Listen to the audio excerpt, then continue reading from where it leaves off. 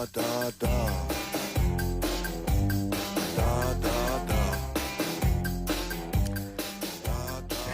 라디오 김영수의 더 인터뷰 3부 순서 이어가겠습니다. 더 매일 쏟아지는 뉴스 이슈 핵심을 놓치지 않고 더 풀어드리겠습니다. 오늘의 더 뉴스 정채윤 앵커와 함께합니다. 어서 오세요. 네, 안녕하세요.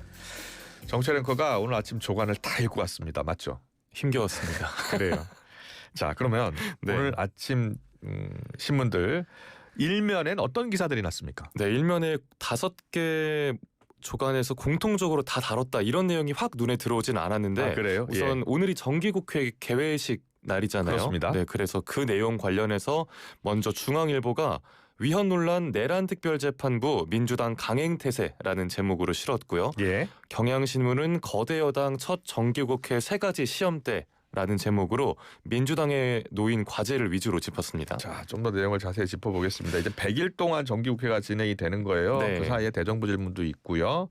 자, 내용을 좀 더 자세히 전해주세요. 네, 조금 전에 신동욱 의원 전화에서도 나왔던 내용이죠. 네. 그 우원식 국회의장이 개회식 때 그래요. 의원들 한복 입고 하자라는 내용인데 여야 갈등이 심한 상황이지만 화합의 메시지가 될 수 있다는 취지였죠. 예. 그런데 국민의힘이 당정의 일방적 운영에 항의한다는 뜻으로 상복 차림으로 예. 참석하겠다고 맞불을 놨고요. 송원석 원내대표는 상복 차림으로 나가자고 아예 그 복장 규정까지 아, 그래요? 보냈습니다. 어떻게 입고 나온다는 거예요? 검정 양복에 검정 넥타이, 근조 리본까지. 네. 그래요? 그렇게 챙겨서 개회식 또 본회의에 참석해달라고 공지를 했다고 하네요. 네, 곳곳에서 여야가 충돌을 할 것 같아요. 지금 시작부터 충돌입니다. 네. 법사위부터 볼까요? 네.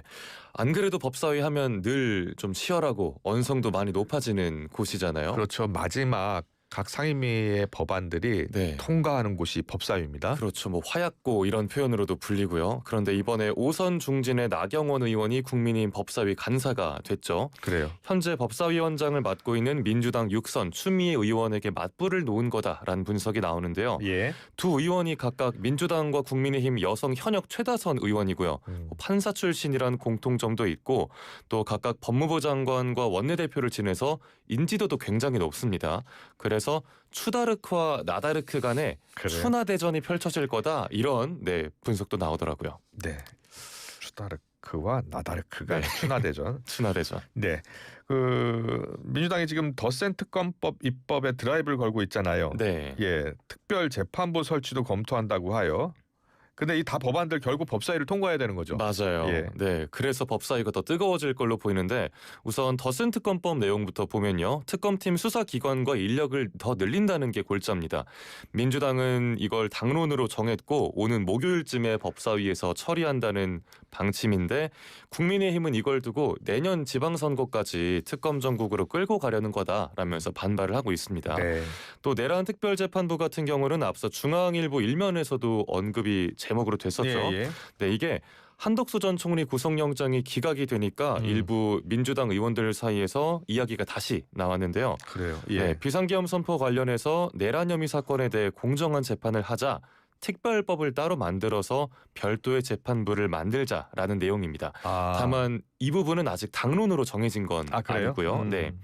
그런데 이외에도 쟁점 법안들이 수두룩합니다. 뭐 본예산 처리, 정부조직법 개편 등 많은 현안들이 되게 많은데 이번 정기국회에서도 민주당이 법안을 상정하면 또 국민의힘이 필리버스터로 맞불 놓고 이런 그림이 좀 반복되지 않을까 예상이 되는 상황입니다. 네, 계속해서 두 번째 더 뉴스 보겠습니다. 강적 가뭄 정말 네. 너무 심각해요. 맞아요. 어떻게 해야 돼요, 이거? 참 상황이 정말 심각합니다. 오늘 아침 신문 일면에도 우려의 목소리 계속 나오잖아요. 네, 맞습니다. 경양이 식수 마지노선도 무너졌다. 이 마지노선이라는 게 오봉저수지 저수율이 15% 아래로 떨어진 걸 말하고 있고요. 예. 조선일보도 108년 만에 최악 재난이 된 강릉 가뭄 이렇게 안 그래도 이재명 대통령이 재난 사태를 선포를 했죠. 예. 네, 상황이 정말 심각한데 예. 지금 저수율 75%까지 수도 계량기를 잠그는 제한급수가 전면 제한급수 시행되고 진행 있어요. 중이네요. 예. 네, 당장 빨래나 샤워를 할 때 주민들 불편이 크고요. 농작물 피해도 있다라고 하는데 오늘 밤사이 또 출근길에 수도권에 굉장히 많은 비가 요란하게 내렸었잖아요. 예. 그런데도 강릉 지역에는 5mm 안팎의 굉장히 적은 강수량만 예고가 되어 있어서 예. 좀 걱정이 큽니다. 네. 이재명 대통령이 토요일이었죠. 강릉을 네. 직접 찾았잖아요. 재난 사태도 선포했고요. 맞아요. 예. 그 재난 사태가 선포됨에 따라서 인력과 장비 등 재난 관리 자원이 총 동원되고요. 응급 지원 체계도 함께 가동이 됩니다. 또 국가 소방 동원령까지 내려졌는데 이게 보통 산불이나 코로나 같은 그렇죠. 상황에 내려집니다. 예. 지금까지 총 43차례 발령됐었는데 가뭄으로 발령된 건 이번이 처음이라고 해요. 그렇군요. 예. 네, 그만큼 상황이 심각하다는 얘기입니다. 현재 전국에서 소방 물탱크 차량 51대가 강릉에 집결을 했고요. 기존 소방 차량과 합쳐서 총 71대가 급수 지원을 이어가고 있습니다. 한편 이재명 대통령이 강릉에 도착해서 가뭄 대책 회의를 열었어요. 그 김홍규 강릉시장에게 현장 상황을 듣고 필요한 비용을 물었습니다. 네. 원수를 확보하는 데 비용과 관련해서 5분 넘게 대화를 이어갔는데 의사소통이 좀 제대로 안 되는 내용이 그런 장면이 비춰졌거든요. 네, 한번 들어보겠습니다. 예. 원수 확보에 드는 부분 예산은 얼마 정도인데? 비용? 원수 확보 금액은 없이 오로지 정수장 정수장만? 그럼 원수는 어디서 와요? 원수가 아까 제약된 18,000톤 하고 그건 이미 하고 있잖아요. 한 500억 정도 추가된다. 그 500억의 소요 내역은 뭐라고요? 정수장 확장이 그럼 원수 확보는 추가로 안 되는 거잖아요. 내가 계속 그거 물어보는데. 그거 말이 이상한데요. 좀 평행선을 달리고 예, 그러다 그러네요. 보니까 김진태 지사가 중간에 좀 개입을 해서 설명을 하는 모습도 있었습니다. 그래요. 네. 예. 참 이렇게 대통령과 시장 사이에서 대화가 잘 이루어지지 않는 네. 모습도 있었고 예. 그리고 그 김홍규 시장이 강릉 시민들이 직접 용수 사용량을 조절을 해주고 계신다. 또 예. 9월에 비가 올 거라고 굳게 믿는다라고 하니까 네. 이재명 대통령이 하나님 하늘 믿고 있으면 안 된다라고 좀 따끔하게 질책을 하기도 했어요. 예. 네, 이런 가운데 다른 지역들의 도움의 손길도 강릉시에 이어지고 있는 상황입니다. 네. 네, 서울시가 지난달 20일이었습니다.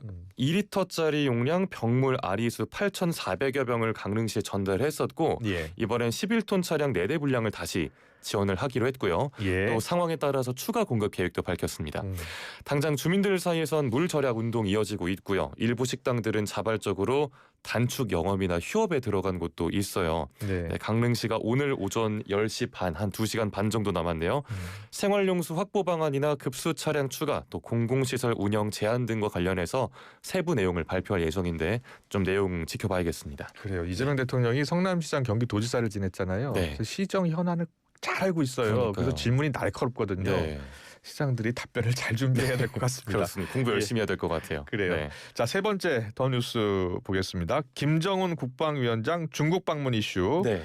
자, 뭐 기차 타고 간다는 게 거의 확실한 겁니까? 예, 거의 지금 확정이 된 것 같아요. 네. 안 그래도 조선일보도 김정은이 오늘 평양에서 출발할 것 같다. 뭐라는 예. 내용의 기차 내용이 들어 있고요.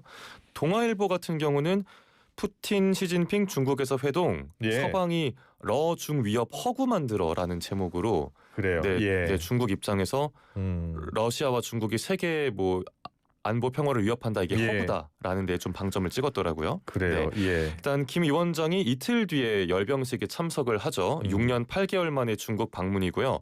또 김정은의 다자 외교 데뷔 무대라는 점에서도 관심이 쏠리고 그렇습니다. 있습니다. 그 과거 이제 트럼프 대통령도 만났고 푸틴 네. 대통령도 만났는데 시진핑 주석도 만나고 다 네. 따로따로 만났잖아요. 맞아요. 한꺼번에 만나니까 이게 다자 외교 첫 데뷔 무대라고 표현을 하는 겁니다. 네. 지금 주중 북한 대사관 움직임도 빨라지고 있다고 해요. 네, 거기 건물 옥상에 기념물 설치를 하고 그래요. 있고 또 안에서 공사장에서 막바지 공사 준비 좀 소음도 들린다고 하고요. 예. 그리고 고려항공 비정규편 비행기 2대가 어제 베이징 국제공항에 도착을 했습니다. 공항 전광판에는 운항 정보 당연히 노출되지 않았고요. 예. 김 위원장이 베이징에 도착하기 앞서서 북한 측이 막판 준비를 하는 거겠죠. 예. 또天安문 광장 주변 경비는 더 삼엄해졌다고 하고요.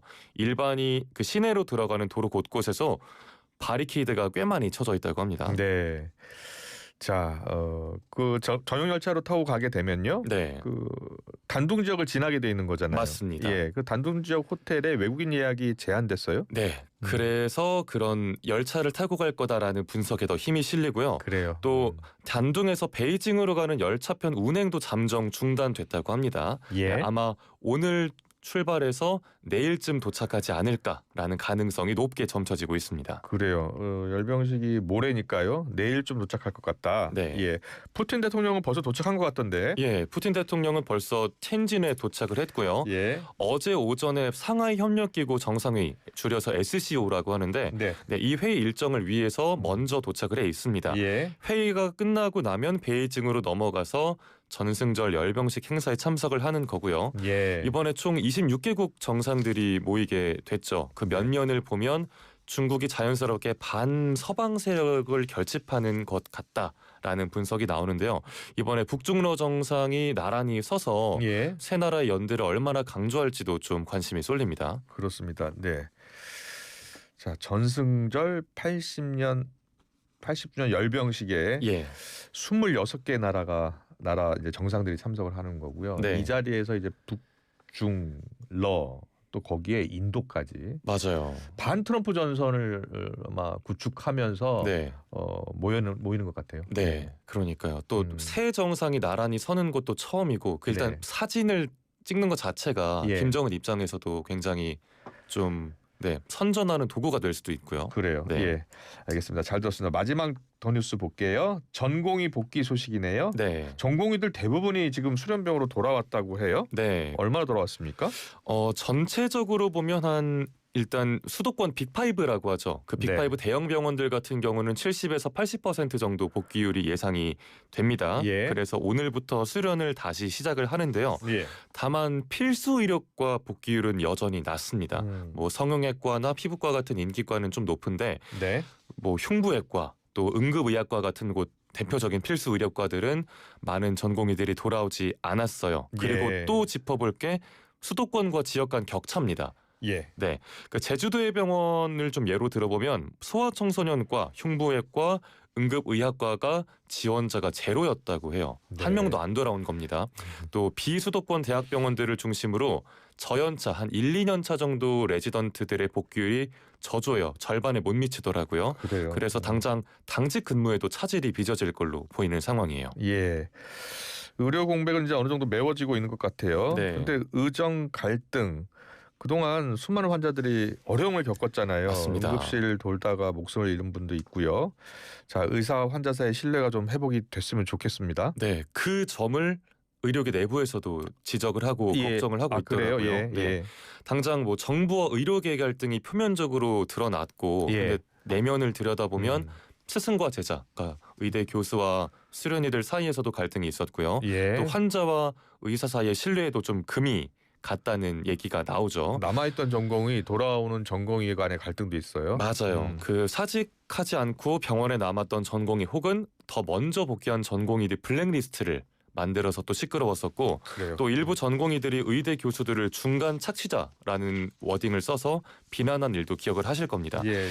네, 이런 가운데 사직 전공의들이 일단 사과의 뜻을 밝히긴 했어요. 네, 전임자였던 박단 전 위원장에 비해서 그래도 좀 대화 의지가 있었던 한성존 대전협 비대위원장이 환자단체와 만나서 의정 갈등으로 불편과 불안을 겪으신 국민들께 사과드린다라고 뜻을 밝혔습니다. 네. 네, 좀 내용을 요약을 해보자면 전공의들의 복귀로 일단 의료계 정상화 또 의정 갈등 마무리 신호탄을 쐈다라는 이야기는 나오는데 예. 여전히 의료계에 풀어야 할 숙제 현안은 좀 산적해 보이네요. 네. 네. 오늘의 더 뉴스는 여기서 마무리하겠습니다. 정채훈 앵커와 함께했습니다. 잘 들었습니다. 네, 고맙습니다.